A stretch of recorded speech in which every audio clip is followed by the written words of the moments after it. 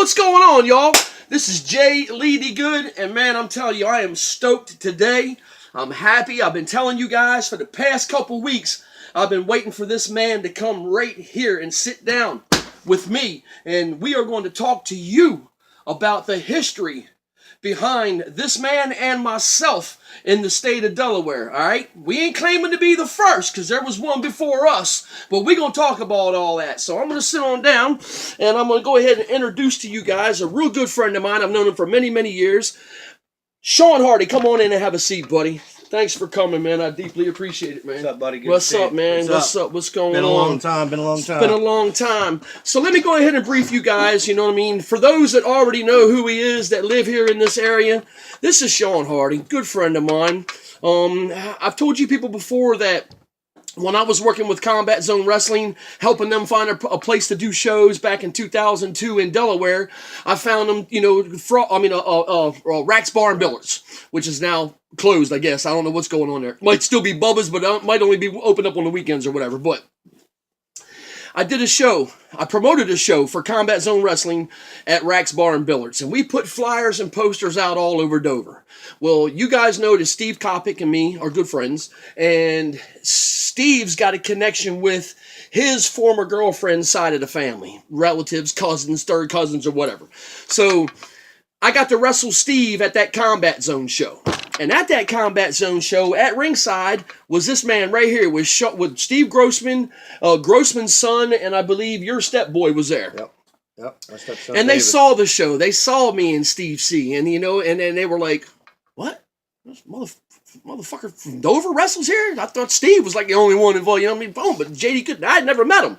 I don't even recall meeting him even when I was going over to J-Dubs back in the day. So they saw me wrestle. They saw an awesome match between me and Steve. Very brutal. You all have seen it. Havoc in Delaware 2002. Check it out. If you haven't, you can order that through smartmarkvideo.com. So I got a business card from this man given to me by a friend of mine. Brought it to me in the locker room. You know, they were patching me up. I get this business card with an invite to come over to the bar and meet him and meet his business partner. So this was in October. So November went by. I hadn't gone over. I'm like a whole month and a half. It was like the end of the month before I finally oh, that's a fan. They have to call in later on. Anyway, so I waited for a while, and then in December, right around maybe mid-month, I ran up in there and got me a little bite to eat, and I ran into Shawn. And then I met Steve Grossman, and we sat down, and we tried to negotiate a deal with Zandig to bring Combat Zone Wrestling over to this bar, or find a location where these guys would be willing to go ahead and finance this, and let's get a combat show. Because Combat Zone today and back then, putting asses in the seats. You know, cats were coming out for it, man. That's what drew me to that company, you know what I mean? Was the draw they got, you know what I mean? And that's this, you know, like the second coming of ECW, but, you know, another 5 better to make it a 10. So, or 15, pushing to a 20. So, anyway, I went in, I met him, we talked, we tried to negotiate a deal with Zandig, and it got shot down. John said, I just can't do it. I'm already in a deal with the guy across town to do some more shows in 2003. It's not going to go down. So, you know, that got shot. We were kind of disappointed. We were like, damn. And we were sitting around like, well, fuck, man. Looks like that dream shot to hell. So I'm going to roll out. And I look at Shawn. I said, yo, man, is Grossman willing to maybe finance you back an idea? And he was like, what's up? And I was like, man, let's start our own. I said, I got a friend that wrestles named Jeff Pappas. He lives in Smyrna. You know what I mean? He's got a ring. He teaches kids how to wrestle, man. He works for ECWA and Combat Zone. And no, he wasn't at Combat Zone at the time. He was gone. He was working, or he was doing something else, working somewhere else. But so, you know, we confronted Grossman about it. Grossman was like, yeah, you know, I mean, what's it going to take? What do we need, a ring? Some wrestlers? And a place? He said, we can do this shit right here. He said, I get the permits, take care of whatever I got to take care of. Let's go ahead and make it happen, man. So I brought Jeff Pappas to meet Shawn and meet Grossman. And we all sat down, the 4 of us, and we talked about, you know, creating this company. At the time, we didn't know whether it was Delaware Valley Wrestling or Delaware Championship Wrestling. Between me and him, it ended up being a coin toss. He won. It became DCW. Creator. All right, right here. Boom. Bang. I told you people many a times. My brain, his brain, and the bronze and the cash flow from Mr. Grossman himself, we put fucking DCW on the map. Inaugural show. Take it from here, Shawn. Yeah, I saw a flyer just the other day hanging up saying they were celebrating their 14th year anniversary, and I don't know what the fuck he's talking about because he wasn't back there 14 years ago, was he? Well, he was back there 14 years ago. I believe he was. No, Ding. 12 or 13 maybe, but not 14. He wasn't there at the beginning. We got shirts to prove that too as well. But anyhow, let's move forward. Yeah, moving forward. Yeah, DCW was awesome. Delaware Championship Wrestling. Jeff Pappas, Jeff Rocker, you're my man, you're my mentor. You brought it to fruition. Steve Grossman, my buddy, always got my back. I always got yours, G. You know it, my man. Jay brought the thing to the table. Absolutely. Without him, it never would have been brought to the table. But yeah, we did the homework. We talked about it. We really didn't know anything about promoting wrestling in the state. We didn't know anything about it, the pro wrestling business. We saw it in action, and thought it could happen. So yeah, we went on a whim, we went on a dream, and we took it. We took our first show from JW's in a bar with about 62, 63 fans to the Delaware State Fair, where we had over 600, and we were on TV on Saturdays, and we were very, very proud of our product. And I'll tell you what, we had some great people that come through those doors that taught me many, many lessons. I mentioned Jeff, but we could name many of them, from the Julio De Niro's to the, oh my God, Take Glenn it the back Beast, to day one. Glenn the Beast Osborne. Packed restaurant. Many people don't know much about the indie star Glenn Osborne, but let me tell you something. Glenn was our first champion, and Glenn was a great, great guy, Good guy, in and outside of the ring, and he's taught me many, many lessons. I'll never forget that, buddy, and I'll never forget you. Man is by. Yeah, absolutely. The bouncer. Speaking of which, we had Joey Matthews come through, who you guys will probably remember as Joey Mercury from the WWE. He's still there. He's still there. Man, many lessons taught. And a guy that you guys will probably remember from my 1CW days, because he was my champion, but he was also a champion for us back in DCW, and that's Christian York. Great guy, Jason Spence, my man. I'll never forget you, brother. We still talk, and I value everything. Our friendship is near and dear. I've told you that many of times, and the way you carried the 1CW label, the way you carried our brand, and what you did for me and our causes, I'll never ever forget. So best champion ever. Great dude. Good dude. And the guy that, and I tell you what, there was also a little sidekick that went with those two, and better known as Alexis Laree. You folks will probably know her as Mickey James, the manager right here. The bouncer back then. And told her back in the day she was going to be famous. Yeah. I knew it. I met her in 1998. Yeah, we saw her at the Glow thing. Yeah, she was it was Froggies back then. No, it was Arizona's or whatever. Yeah, but it was Froggies then, because CZW had also been running show. Well, they ran one show and they're never allowed to come back. They weren't allowed to come back. But yeah, great girl. And I knew it when I saw her talent, and I seen the way this girl operated in the ring, and she moved, and she had that fucking glow around her. I said, girl, you gonna go on to be famous. Well, I ain't think the bitch was going to win 6 motherfucking, WWE women titles, and I don't know how many TNA knockout times she was, 3 or 4. But I mean, how fortunate were we back then to be around these talented people? The Briscoe brothers. I mean, people forget about Jay, Mark, and Jay. They were there. They were DCW Delaware Championship Wrestling originals. They were back there. They did some work. They did some great work with us at the fairgrounds. I love you boys. And let me tell you something. You guys really, really, really should be proud of yourselves. Great careers you guys have had. And the folks in Delaware really appreciate what you've done to bring attention to this small state. And you put it on the map, man. Absolutely. Everybody knows the boys are from Delaware. We had some great times in Delaware Championship Wrestling, and some things came up where one of the partners had moved to Florida, and another partner was ready to get out. He had some family stuff going on, and I was ready to take a little bit of a break. And that's I rolled on the road. I was doing shit myself. But let me tell you, to build something from 60 people to 600, Jay. Independent show. You got 600, you balling it.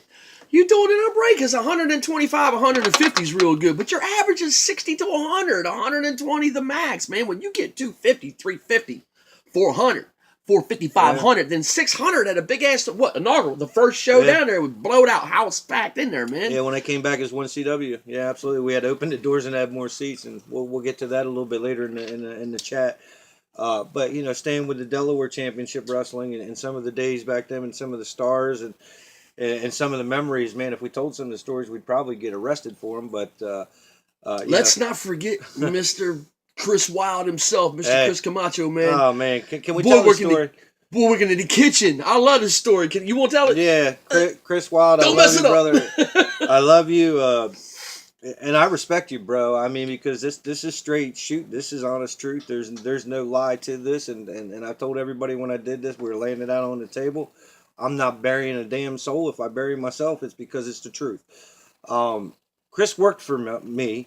I was the general manager back then of JW's, Flame Inc. It was called, because we had several entities. We ran a restaurant bar. We ran a cafeteria at a local community college. We also had a catering business, a pizza business, other offspins.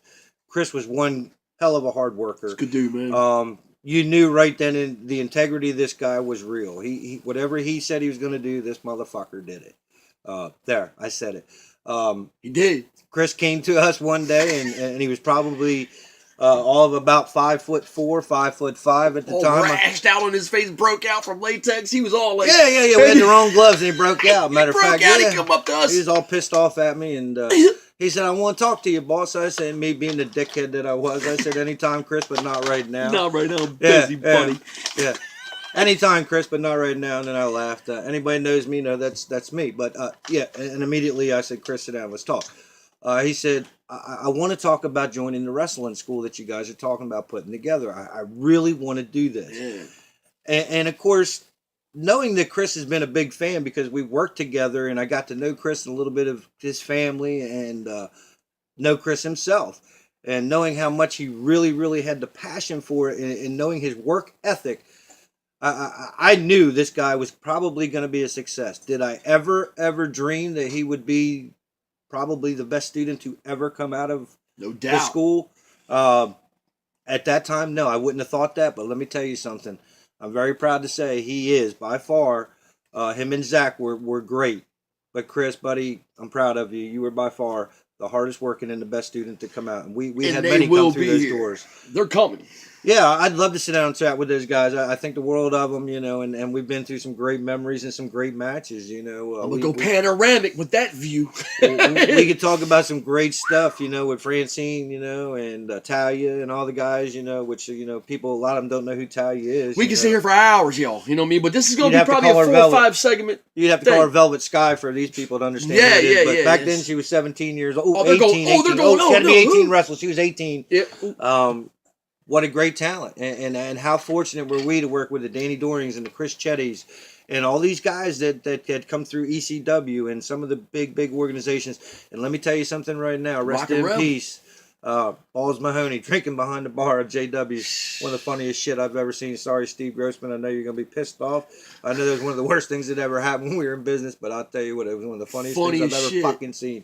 This guy went behind the bar and just picked up a fucking bottle of vodka and started chugging it in the middle of the fucking match. But anyhow, God rest your soul, Balls. We had some great times. He was a regular. It wasn't like he came through once. No, Balls was a regular. He was one of the smartest, John, absolutely one of the smartest men good dude I've ever met. Him and Brian. It's hard to believe they went. Yeah, Brian, his partner Axel, another one. He could tell me so much. They taught me so much. And I'm going to say something straight up. Adam Ugly came through the training doors, and God bless Adam. He struggled at first, but let me tell you, that guy never gave up. One half of Pretty Ugly, and you guys know his partner, Pretty Jimmy Dreamer. Maybe you know him as James Ellsworth. Ellsworth. But Jimmy, I love you, brother. We've been up and down the road and been through lots of stuff. And Adam, I respect you, man, because I tell you what, you're a talented motherfucker, and you deserve your due too, my friend. You have stuck by your craft 13, 14, 15 years now. You paid your dues, bro. And, hey, a lot of people say a lot of things, man, but there's another he's been mentioned. There's another cat that doesn't get a lot. But, one thing I do want to touch base on was the very first one DCW show that I think the funniest story that I always try to tell everybody, and this is probably a lot of great memories out of it, and I honestly still have the shirt, the inaugural shirt, and if I'd have known I was going to actually be here today, I would have wore it, but I've had so much going on, and he understands that I haven't been able to keep the schedule, and I apologize to the fans for not being able to keep the dates, but anyhow, I do have the original t-shirt from our inaugural show, but as we're setting up for the show, and we're walking around, and we're going over things, I noticed this fucking kid, about 135 pounds, soaking wet maybe, doing all these flips and flops in the ring, and I kind of look at Rocker, and I'm like, who the fuck is this cat? Wearing my boots. I remember that shit. His feet, he had no boots. Yeah. Oh, I forgot. The dude had my boots on. Yeah. I'm like, who the fuck is this kid? I mean, who is he? And I'm looking at my run sheet, and I'm like, I don't see this, where this kid's name It's is. like he got thrown in. I mean, he was there hoping to get some work. He just showed up. So I thought maybe, so I walked up to the ring, and I kind of, hey, buddy, introduced myself, hey, Shawn Hardy, nice to meet you, blah, blah, blah, blah, blah, blah, blah. Who the fuck are you? And he introduced himself, and I said, oh, okay, cool. Well, what's your gimmick name, bro? I don't see your gimmick name on here. I'm not on the run sheet. I just showed up hoping to get a spot. And I'm like, oh, get the fuck out of here. He's like, no. And I let him go back to doing what he was doing. Setting up. Now, this was after he set up the ring and did everything. I just thought he was part of the crew or part of the show. He came with someone. Yeah. I can't remember exactly who it was at the time, but I walked back to the locker room and I sat with Jeff and I looked. I said, "Yo, man, have you seen this kid out there?" He said, "Yeah. Well, we need to find him a spot." No. We don't need to find him. We need to find him a spot, man. I'm telling you, this kid will. I don't know much because this is my first show, but I'm going to tell you, I know talent, and this kid's got talent. He was doing like moonsaults and shit in the ring, you know what I mean? So we found him an opening spot. And let me just tell you, that son of a gun stole the goddamn show and stole the show every event I ever ran. And I'll tell you what, he missed one show that I was ever involved in. And that's because he was being inducted into the Hall of Fame over at Covey Pro. Hey, Cody, much respect to you, my friend. Eric Shea, much respect because you're also a Hall of Famer. Unfortunately, he was in one CW because DCW, they're on their 14-year anniversary. They didn't have room for us in their Hall of Fame. So we'll get to that later. But anyhow, what a great story from the first show and a friendship that Eric and I still share to this day. We actually had the opportunity in 2016 to open Off the Chain Wrestling. And I was one of the original owners with Eric, and he's doing a great thing over there in West Virginia, and I hope he keeps it up and keeps it rolling. And I hope I was a good mentor to you, buddy. So you were there from the first show, and we got many good stories, but I remember watching that kid flop around, and it's crazy. Good stuff, yeah. Crazy Shay is it's crazy there you go. It's Crazy Shay. Sorry, but that's and I'm not lying. Eric Shea is his name, but his gimmick name was Crazy Shay. The dude was crazy, man. That dude was crazy. He climbed up at oh my God, he was up in the balcony of the fire department, I think in Milford. He just dives off the top of his, or Lewis. I think it was Lewis, wasn't it? Lewis or Milford. I don't know. It was a high spot, man. He tabled it, man, bounced off the landed on his. He took some bumps. The kid took some bumps. He kind of reminded me of Spike. Remember the first 1CW show where he did the table spot and he jumped and they didn't break the table because he didn't weigh enough to break the table. So the crazy fucker goes back up and does it again and jumps a little bit harder this time. I'm thinking, okay, well that's great for you, but what about the stupid fucker that's catching you? Anyhow, great times, man. Some great stuff. Yeah, he's a good kid, man. You know what I mean? It still is. You know what I mean? It's been a while since I talked to him. Talk to him on Facebook every now and then. But yeah, amazing artist, person. You got. If you've never seen him, go see him. If he's doing anything, I don't know. Rumors were going around he was retiring. Yeah, well, he had some surgery, some neck fusion, but anybody knows Shay, he's not done. He's crazy. He ain't gonna quit. He's actually been in the ring since at Rampage and. I believe some other places, and I know he's promoting his own company, like I said, Off the Chains. Very proud of him. He's doing a good thing. A couple things, Jay, people say to me, I know we're not on Facebook Live, so the questions aren't popping up, but some of the things that some people said to me, hey. That's coming next. How did this all come about with, did you build it? What the hell, man? And let me just let the secret out. It's not a big secret. You got to get up off your ass and you got to get out there and you got to do the work. You can't sit on the internet. You can't sit there blah, blah, blah. You can't sit there and type and be some keyboard warrior. You have to get out there with your show information and your flyers. You have to get out there and you have to shake hands and meet the people. And you have to put on good shows. Give them a good product. Talent is the first step. If you have good, trained talent, Step 1. Step number 2, booking that trained talent properly. But if you don't put the flyers out for the people to come see that talent and trained talent, it doesn't make any sense. So guys, get up off your ass. Stop trying to drag everybody else down. And do your homework because DCW, the original Delaware Championship Wrestling, was built with two people sitting in a car with fucking stacks of flyers going round and round to every place in this state, to the point that every time we showed up every month, they knew why we were there. But we can also tell you what places to eat and which ones not to eat, too. Exactly. Oh, my God. We found all that. Oh, my God. Gotta promote, man. That's basically all the man's telling you. You can promote the shit out of your business constantly. And it's true, man. Facebook is not enough. We just had MySpace back then. We didn't have Facebook. You mean, what even hey, and I'm fucking 94, 95, 96, and then in 90. Listen, you gotta promote, man. If you promote it and you just feed it to them, man, you'll punch them in the face with this shit. Guess what they're gonna do? They're going to come to the show to get healed. Damn, I got to go to this wrestling event, man. They've been beating my ass about it for months, man. I got to go check it out, man. And you give them a good product. They go home and they talk for 30 days or 60. And then bang, and you got 10, 20, 30 more fans coming to your show. That's how the man got to 600. You know what I mean? Promote. And stop with all the bullshit. There's no need for it. If everybody would just squash the fucking beef, you know what I mean? And man the fuck up to your wrongs and to your rights. You know what I mean? Let your rights try to outweigh your wrong. But goddamn, there's some wrongs out there, man. It's just shoveling it on top of the right and then pushing the right down. Come on, man. You got to get it up there, man. I mean, good dude. Good heart. Trust me. Everybody's going to fight and they're going to argue with their best friends. It happens. We do it with our own family members. We do it with siblings, ex-wives, fucking even your kids. Best friends do it too. You might not talk for a while. You know, you got to grow up. Sometimes you need to take that, space, man, and just sit back and think about the whole picture, bro.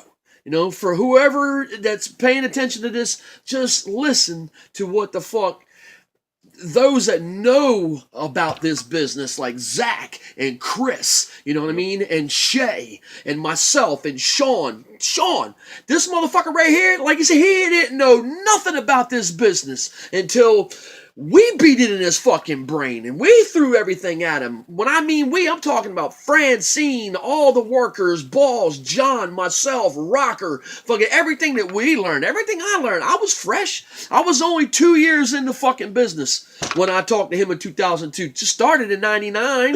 Then in 2001, I only did one motherfucking match in 2001 and I was thrown into that shit. You know what I mean? So 2, 3, 4, it took off. He knows everything there is to know about promoting and fucking running a proper show and giving you some good fucking talent. Not saying the talent's bad around here. It's just some of these promoters and owners of these companies need to blow their fucking noses. You know what I mean? And if you've got something that you either agree with or you don't agree with, well then put your comments in the comment box down below. But he knows his shit. Hey, it's simple, man. I mean, if you want to be the best at anything and you don't study and do your homework, then you're not the best. You're a fool. You're not going to get an A. You know, so I was always taught early in life, work hard, set your goals, and work harder to get there. And when I did this, and one of the things he'll tell you, I've told him all the time, I didn't get in it to be just one of the people that do it. We got in it to be the fucking best. We got in it to help people, and I was able to help a lot of people along the line and along the way. And I'm talking families that needed us, children that needed us, wrestlers and careers that needed us. But I was so fortunate, and I mean this, to have people teach me the art of promos, the art of respect, how to train. I was in the ring and got my ass beat. Okay, it's not like I just showed up and put a belt on me. I'm a champion. I have never worn a belt. Never worn a belt. And I started in 2003. But I have never gotten into a wrestling ring where I haven't wiped my feet. I've never walked into a locker room where I haven't shaken hands and carried luggage and done anything I was supposed to do. That's the problem, people. There is no respect anymore. That's a shame. Kayfabe, we know, is blown. We know that. Who gives a shit? Respect? That starts with the individual. That speaks to volumes of the individuals. And unfortunately, that's the love loss anymore. And it's a damn shame. But anyhow, we're not here to sit and whine about things. I'm here to talk about some great times in Delaware Championship Wrestling. And it led me to, that's 1CW. So if anybody thinks about, Shawn, how did you come up with 1CW? There's your answer. I won the corn flip for Delaware Championship Wrestling. Delaware is the first state. So being the Clowns now had Dynamite Championship Wrestling, I could have been a dick and come back and open Delaware Championship Wrestling. But then the fans would have been confused because you would have had 2 DCWs, and obviously they can't draw 25, and I don't want my 300 fans going over there and seeing that crap. Sorry, shot. Bam, fired. So anyhow, shooting, man, stay. Vent with Jay Lee Good. Anyhow, we're riding up and down the road, and I look at this cat, and honestly, this was the 2 that were sitting right there, and I looked right at him, and I said, brother, man, I can't do Delaware Championship Wrestling, but I tell you what, I've always been number 1, and Delaware is the first state. So we're going to be 1CW. And we will talk about 1CW a whole lot in segment number 2, or episode number 2. But in the meantime, listen, I want to go ahead and let you go ahead and say a final word, because what I want to do here, which they're going to see it when they see this part right here, but we're going to go live for a few. All right. So we'll go ahead and end this here at about 30. Right and on. then we're going to go live, and I'm going to put an invite out right quick. But anyway, 100% honest. I mean, straight up. What just came out the man's mouth is all nothing but the truth. Thank you. You know what I mean? Nothing but the truth. You know what I mean? You go say, he's got nothing to sit here and lie about. And I'm going to tell you right now, if he was lying about something, I would say something about it. I would give a fuck. So, you know what I mean? This is what it's about. It's all true, man. I mean, what did you... I didn't hear a goddamn thing come out of his mouth in this first episode that I can't sit here and disagree with. Nothing. So how can Dynamite Championship Wrestling claim 14 years is the big question to end the segment. I don't know. I mean, as far as Dick riding. As far as speaking for those cats, I won't do it. You know what I mean? But they're more than welcome to come here, just like you. And you know what I mean? And they can say whatever they want to say. That's what the show is all about. Venting with JD Goods, wrestling in Delaware, the history of this business. But I don't think they're probably... I know Zach, he talks to those guys. Zach will Zach's be here. Dude. Chris will be here. Is a good dude. So I guess there's some great talent on DCW, man. I'll tell you what, Breaker Moran, good buddy of mine over there at DCW. I'm not saying that, Corey Castle. They got great talent. Hey, I got a problem with the dude at the top that's claiming that he's got a 14-year anniversary. Pal, you ain't got 14 years of shit. What would it so be? Stand up and be honest to the fucking fans and start claiming the fucking truth. Fired. There you go. The truth. You know what I mean? So I was gone. I don't even know exactly when it changed over to Dynamite.